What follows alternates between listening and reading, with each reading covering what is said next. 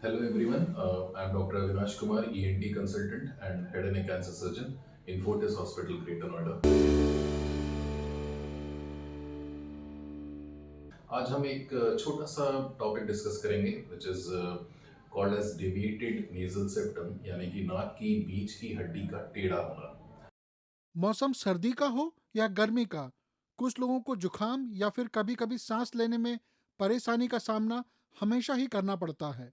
कुछ मामलों में ये समस्या किसी एलर्जी, फ्लू या फिर सांस की बीमारी जैसे अस्थमा या ब्रोंकाइटिस की वजह से हो जाती है। लेकिन अगर आपको इनमें से कोई भी बीमारी नहीं है, लेकिन फिर भी सांस लेने में परेशानी या फिर जुकाम की समस्या रहती है, तो आप नेजल डिवेटेड स्पेक्ट्रम बीमारी का शिकार हो सकते हैं।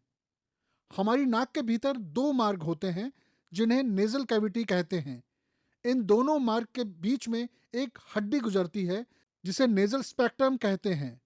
जब स्पेक्ट्रम अपनी जगह से खिसक जाती है तो इस स्थिति को नाक का टेढ़ा या डेविएटेड नेजल स्पेक्ट्रम होना कहते हैं।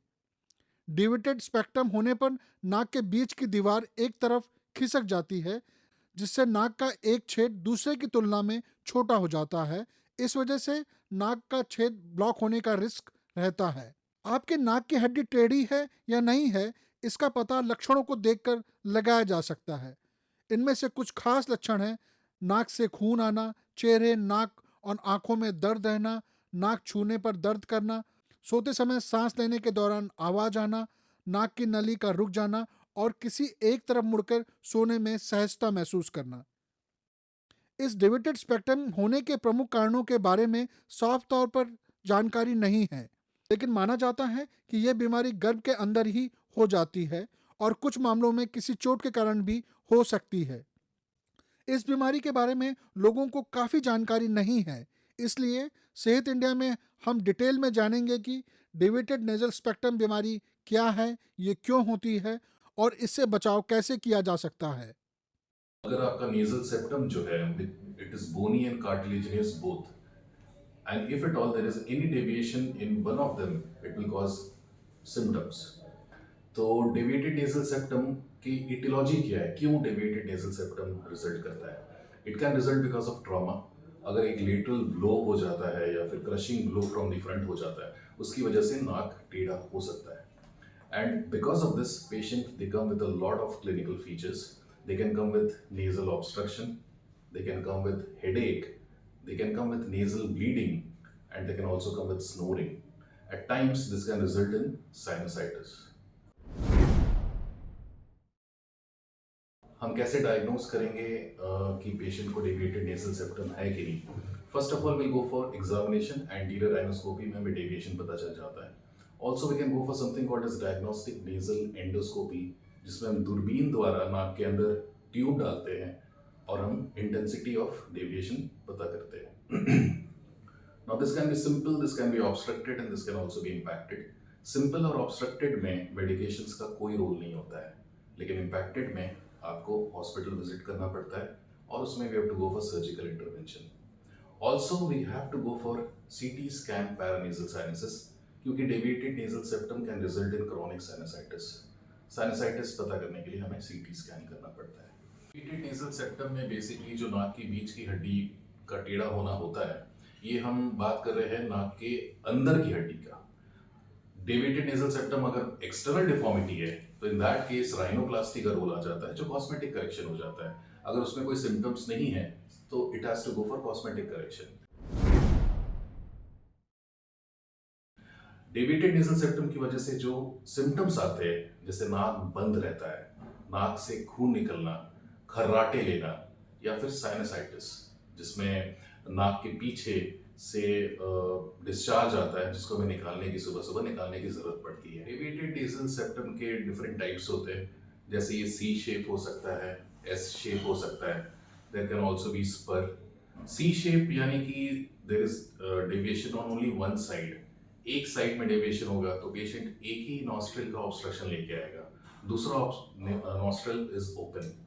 एस शेप डेविएशन जो होता है, इसमें patients they come with bilateral nasal obstruction, यानी कि दोनों साइड नाक ब्लॉक हो जाता है। और स्पर भी लेके पेशेंट आ सकता है। What exactly spur? जो बोनी कार्टिलेजिनियस जंक्शन होता है, जैसे हम कहते हैं कि एंटीरियर पार्ट जो है वो कार्टिलेजिनियस होता है, पोस्टीरियर पार्ट बोनी होता है. If there is a buckling of the nasal septum at the osteocartilaginous junction, it is known as spur. Spur can lead to bleeding also, क्योंकि यहाँ पे capillaries stretch हो जाते हैं. Also, spur can press on the lateral wall of the nose and it can cause headache. तो lot of patients जो headache लेके आते हैं, उनको पता नहीं होता है कि headache का क्या cause है. जब वो हमारे पास आते हैं, हम जब नोज का एग्जामिनेशन करते हैं, ओनली ड्यूरिंग एंटीरियर राइनोस्कोपी हमें पता चलता है कि there is deviation of the nasal septum which is pressing on the lateral wall of the nose and it is causing headache. ये C shape, S shape, spur, ये एक classification है deviated nasal septum का. Also there is a classification which is known as Cottle's classification which is simple, obstructed and impacted. Simple DNS में there is mild deviation of the nasal septum. Obstructed में deviation काफ़ी ज़्यादा है, it is going up till the lateral wall. लेकिन अगर आप medical management करोगे, कुछ टॉपिकल नेजल ड्रॉप्स डालोगे, तो वो श्रिंक कर जाता है and the patency is established. Impacted DNS में डेविएशन काफ़ी ज़्यादा है, it is pressing on the lateral wall of the nose and even after giving topical nasal drops वो श्रिंक नहीं करता है. In cases of impacted deviated nasal septum you have to go for surgical intervention to correct it because medical management has no role. इसके बाद कुछ और भी classifications होते हैं, बैलेंसेस क्लासिफिकेशन भी होता है, but these are what we have to look for in deviated nasal septum types. Deviated nasal septum के पेशेंट्स अगर ये सिम्टम्स लेके आते हैं, जैसे नेजल ऑब्स्ट्रक्शन हो गया, नाक बंद है, नाक से खून निकल रहा है, हेडेक है, या फिर वो खर्राटे लेके आ रहा है, तो इन दैट केस हमें मैनेज करना पड़ता है पेशेंट को. हमें कुछ इन्वेस्टिगेशंस करनी पड़ती है, जैसे डायग्नोस्टिक नेजल एंडोस्कोपी हो गया. दूरबीन को हम नाक के अंदर इंट्रोड्यूस करते हैं, विच इज बेसिकली एंडोस्कोप को हम नेगोशिएट करते हैं नाक के अंदर, and we look for deviation. We also look for कि साइनसेस का जो ड्रेनेज पाथवे है, whether that is blocked or not because of this deviation. Diagnostic nasal endoscopy and CT scan, they are required for the investigations, and after that we have to manage this patient. अगर हमें ऐसा लगेगा कि this is impacted DNS, जिसमें नाक की हड्डी बहुत टेढ़ी है, तो फिर हमें ऑपरेशंस करने पड़ते हैं. ऑपरेशंस में सेप्टोप्लास्टी कर सकते हैं और सबम्यूकस रिसेक्शन कर सकते हैं.